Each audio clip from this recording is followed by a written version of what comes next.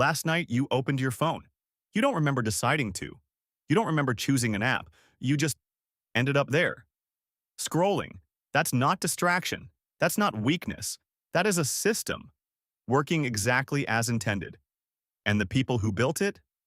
They stole the design from Las Vegas, Harvard, 1950s. A psychologist named B.F. Skinner puts pigeons in a box with a lever. He tests 3 conditions.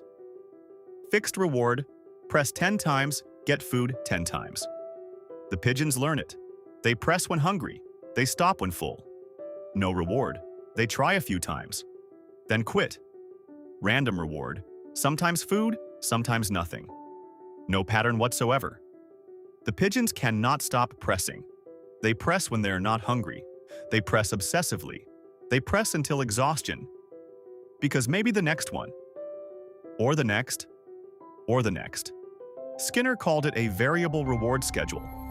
The most addictive behavioral pattern ever documented. No upper limit, no natural stopping point. The gambling industry read his papers before Silicon Valley did. By the 1970s, casino designers had rebuilt every slot machine around his discovery. Not fixed payouts, random ones. The machine didn't need to be generous. It needed to be unpredictable.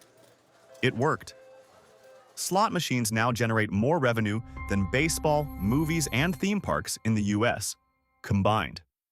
In 2006, a 22-year-old engineer named Aza Raskin sat down over a weekend and wrote a piece of code. He was working at a small interface design firm in San Francisco called Humanized. The feature was simple. Instead of loading the next page when you hit the bottom, the page just kept going. He called it infinite scroll. It was designed for comfort, to reduce friction, to feel natural. In a decade, it was inside every major platform on the planet. Raskin now estimates his invention wastes 200,000 human lifetimes every single day, not hours. Lifetimes. He said that himself. Here's what nobody told you when these apps were built. Every major platform took Skinner's variable reward schedule and translated it into 4 specific mechanisms, each one engineered to remove your ability to stop. 1. Infinite scroll. The bottom of a page was the moment your brain could say, "I'm done." Infinite scroll deletes that moment entirely. There is no bottom. There is only more. 2. Pull to refresh. Open any social app.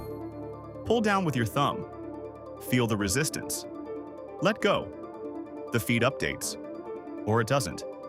Maybe something new. Maybe nothing. That gesture, pull, pause, reward, is biomechanically identical to pulling a slot machine lever. Same motion, same variable ratio, same Skinner. 3. Batched notifications. They don't arrive when the event happens. Apps hold them, accumulate them, then release them in calculated bursts, timed to the moment most likely to pull you back in. A scheduled dopamine drop, not an organic one. 4. The like. Sean Parker, founding president of Facebook, said this publicly in November 2017. How do we consume as much of your time and conscious attention as possible? We give you a little dopamine hit every once in a while. It's a social validation feedback loop. Exactly the kind of thing that a hacker like myself would come up with, because you're exploiting a vulnerability in human psychology. That's not a critic talking. That's the man who built it. But here's where it gets more complicated than a simple story about greedy engineers. Because the real villain in this story isn't a person.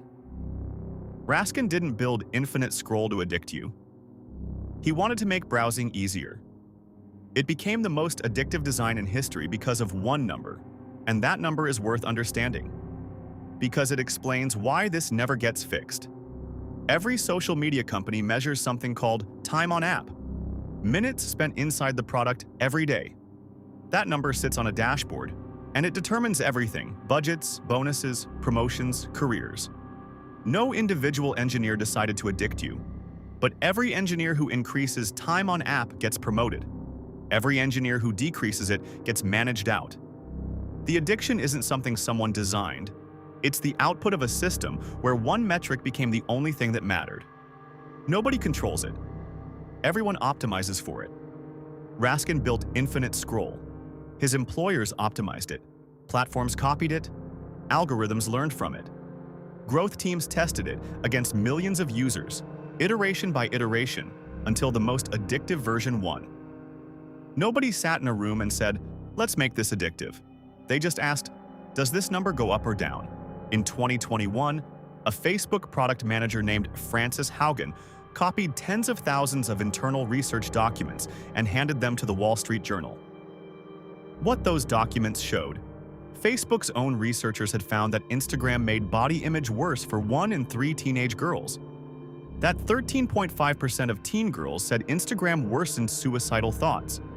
That the algorithm was actively steering vulnerable users toward more harmful content. Facebook knew. Not external research they could dismiss. Their own data from their own teams in their own internal presentations. And when that research conflicted with growth, growth won. This isn't a story about a company that didn't know. It's a story about a system where knowing doesn't change anything, because the incentives make fixing it structurally impossible. Think about what it would mean to fix it. Reduce the addictiveness of the feed. Time on app drops. Advertisers spend less. Revenue falls. Stock price follows. The machine cannot fix itself. Not because the people inside are evil, but because the structure makes the damage invisible to the only number that counts. Aza Raskin, the engineer who invented Infinite Scroll, who now co-runs the Center for Humane Technology, who gives talks about the damage his invention has caused, has said in interviews that he still gets pulled back in. The person who built the trap cannot escape it. So here's what all of this means for you. When you find yourself on your phone at 2 a.m., scrolling without memory of having started, that is not a personal failure. That is 15 years of A/B testing, running on your behavior every single time you open the app. You're not fighting your own weakness. You're fighting a system calibrated against millions of users, including you, specifically designed to win. That asymmetry is what the word rigged actually means. Not conspiracy, not evil. Rigged, like a game where one player designed the rules, the table, and the room you're playing in. Aza Raskin invented Infinite Scroll in a weekend. It took him a decade to understand what he'd done. You figured it out in 8 minutes. The question is what you do with that.